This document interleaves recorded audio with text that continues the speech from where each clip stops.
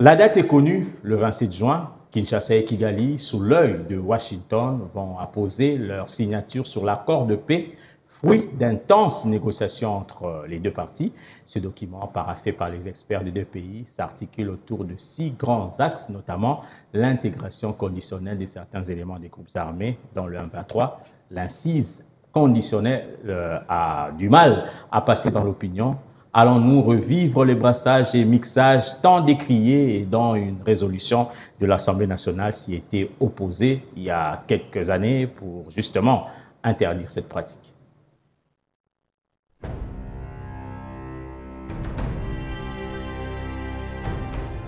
Annoncée d'abord pour le 15 juin, la signature officielle de l'accord de paix entre la République démocratique du Congo et le Rwanda interviendra finalement le 27 juin prochain. Fruit de 3 jours de discussions intenses à Washington, sous la médiation des États-Unis et en présence d'un émissaire du Qatar, ce texte marque une nouvelle tentative de tourner la page d'un conflit qui dévaste l'Est de la RDC depuis des décennies. Mais derrière les engagements de principe, ce projet d'accord ravive des souvenirs douloureux et soulève de sérieuses inquiétudes sur sa mise en œuvre réelle, notamment autour de la question de l'intégration conditionnelle de certains éléments rebelles dans les forces armées de la RDC. Le document paraphé à Washington s'articule autour de 6 grands axes. Le respect de l'intégrité territoriale des États, la cessation des hostilités, le désengagement des groupes armés non étatiques, l'intégration conditionnelle de certains éléments, le retour des réfugiés et déplacés internes, et la création d'un mécanisme conjoint de coordination sécuritaire, inspiré du concept d'opérationnalisation du 31 octobre 2024. Ce socle est conçu pour créer une dynamique régionale de paix et de prospérité, adossée à une intégration économique renforcée entre les pays des Grands Lacs. Un sommet des chefs d'État est d'ailleurs prévu à Washington pour donner une impulsion politique forte à cet accord. Si plusieurs volets de l'accord semblent faire consensus, le point relatif à l'intégration conditionnelle de certains combattants inquiète profondément à Kinshasa et dans une large partie de l'opinion publique congolaise. Lorsque, par exemple, on nous parle d'une intégration conditionnelle, s'agit-il à nouveau du brassage, mais dit version 2.0, ou il s'agit-il d'autre chose? Quand on sait que notre Parlement a pris une résolution qui interdit l'intégration des groupes armés au sein du Parlement. Donc il y a besoin de clarification et de transparence avant que le pays ne signe et s'engage dans une démarche qui va nous lier tous. En filigrane, le spectre du M23, soutenu par Kigali, se profile derrière cette formule ambiguë. Pour les observateurs, cette clause rappelle les brassages et mixages des années 2000, consécutifs aux accords de Sun City en 2003 et de Goma en 2009, qui avaient permis à des rebelles, notamment du CNDP, puis du M23, d'intégrer l'armée nationale sans véritable désarmement, sans filtrage ni démobilisation. Ces intégrations bâclées ont eu pour effet pervers de fragiliser les FARDC, d'y introduire des chaînes de commandement parallèles et de maintenir des foyers de rébellion permanents dans l'est du pays. Conscient de cette perception négative et des risques politiques internes, Kinshasa a tenté de clarifier les contours de cette intégration dite conditionnelle.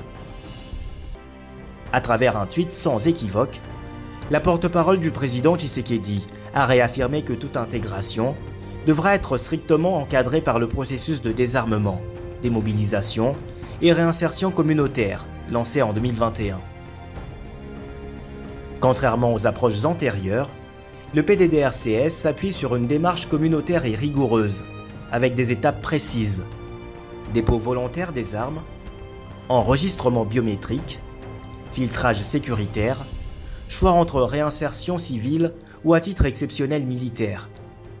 Le message est clair, il ne s'agira plus d'un recyclage automatique de groupes armés, mais d'un processus contrôlé, transparent et sélectif, conforme à l'esprit du processus de Nairobi.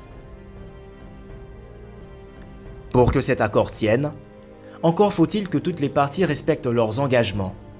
Et c'est là que le bas blesse. Le Rwanda accusé par Kinshasa, l'ONU et plusieurs chancelleries occidentales de soutenir militairement le M23 continue de nier toute implication directe.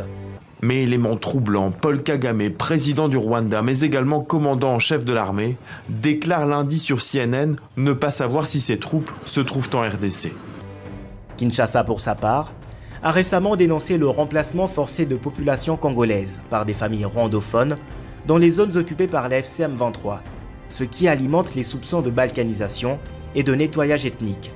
Le Rwanda est en train de mettre en œuvre une politique de transplantation dans les territoires occupés, la transplantation de populations étrangères dans les contrées, principalement du Nord Kivu, dans les territoires de Rutshuru et de Masisi, où ils y amènent des populations et ils les installent dans les villages, les collines, les champs, qui étaient jadis occupés par des populations congolaises qui ont dû fuir leur maison dû à l'insécurité. Dans ce contexte, l'accord signé perd une partie de sa crédibilité s'il n'est pas assorti de mécanismes vérifiables de retrait des troupes rwandaises du territoire congolais et d'un démantèlement réel des structures du M23. Cet accord, présenté comme une percée diplomatique majeure, pourrait marquer un tournant, mais il porte aussi en lui-même les germes d'une rechute, s'il est appliqué à moitié ou utilisé par les groupes rebelles pour gagner du temps, se réorganiser et revenir plus fort. Pour espérer un effet durable, plusieurs conditions doivent être réunies. Un désarmement total des combattants du M23, une vérification indépendante du retrait des troupes étrangères, une réinsertion socio-économique des ex-combattants crédibles et surtout, une volonté politique forte de rompre avec la logique de compromis tactique au détriment de l'intérêt national. L'accord du 27 juin peut être un jalon historique vers la paix dans la région des Grands Lacs.